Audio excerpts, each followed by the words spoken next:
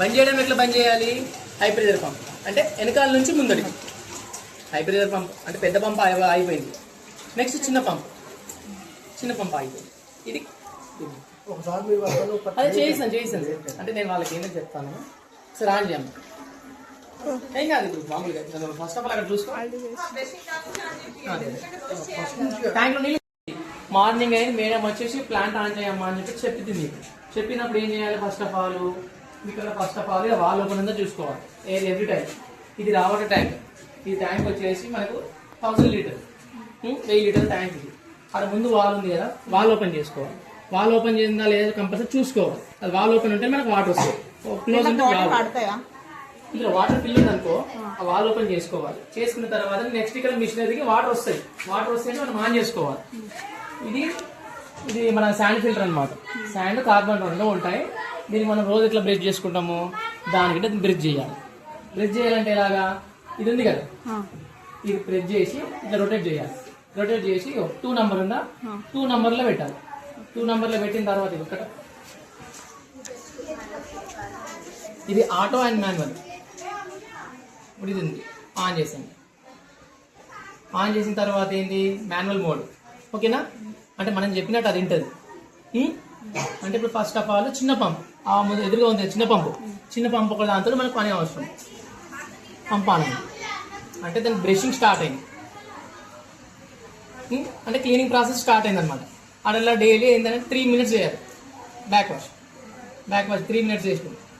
ఇంతకుముందు నేను చేశాను కాబట్టి ఓకే. ఇప్పుడు చేసిన తర్వాత 3 మినిట్స్ అయిపోయిన తర్వాత బంద్ చేశాను.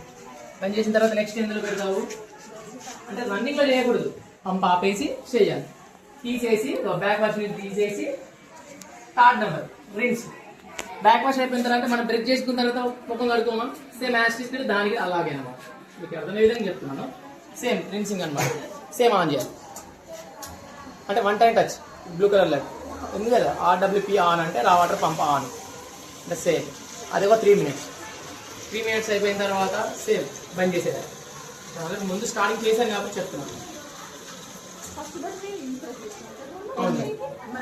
ఇదే మేడం రా వాటర్ పంప్. ఓకేనా? నెక్స్ట్ ఇది ఫిల్టర్ మోడ్లో పెట్టాలి. అంటే 1 నెంబర్లో పెడితే ఏంటంటే ఫస్ట్ ఆఫ్ ఆల్ ఇది చూసుకోవాలి. చూసుకున్న తర్వాత 1 నెంబర్లో ఉందా చూసుకున్న తర్వాత రా water pump 1 time touch on అయింది. 3 మినిట్స్ కాదు, 1 టైం అది రా వాటర్ పెడితే నెక్స్ట్ ప్యూరిఫై సిస్టమ్ వస్తుంది వాటర్ అన్నట్టు. తర్వాత ఇక్కడ చూసుకోవాలి. ఒక 5 సెకండ్స్ 10 సెకండ్స్ ఆగాలి. లైన్ ఏదైనా ఎయిర్ ఫామ్ అయినా ఎయిర్ వెళ్ళిపోతుంది. వెళ్ళిపోయిన తర్వాత నెక్స్ట్ ఏంది? High pressure pump. HPP ఉందా, హై ప్రెజర్ పంప్ అంటే ఈ పెద్ద పంప్ అంటే ప్యూరిఫికేషన్ స్టార్ట్ కావడానికి పంప్ అనమాట. Pump start high pressure. అర్థమైంది కదా మీకు? ఇక్కడ వాటర్ పోతున్నాయా లేవా అనేది ఈజీ. ఏంటంటే ఇది డబ్బాని లాగి కొద్దిగా పంపు లాగి చూసుకో. ఇది ట్రీటెడ్ వాటర్ అంటే మన ఫిల్టర్ వాటర్ అన్నమాట, తాగే నీళ్ళు.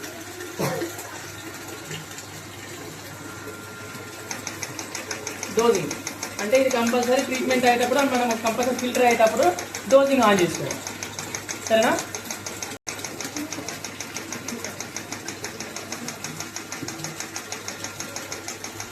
నెక్స్ట్ బంద్ చేసేటప్పుడు ఎలా బంద్ చేయాలి?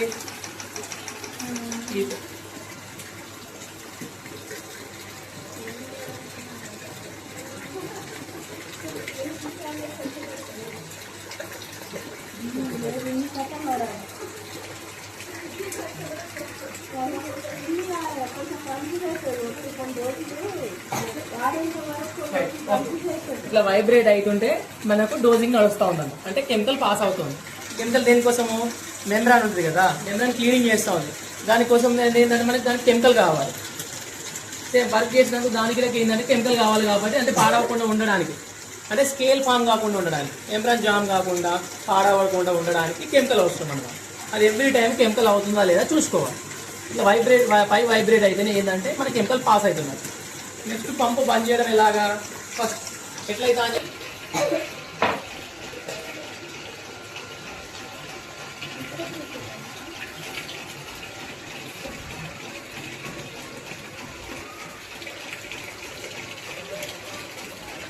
దగ్గర తీసుకోవాలి.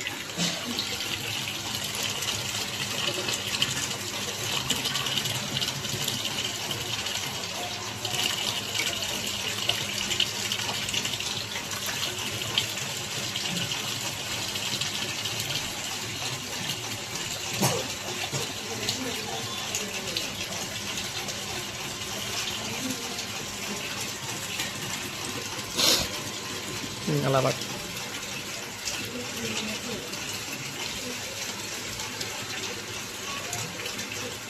Right, okay, thank you.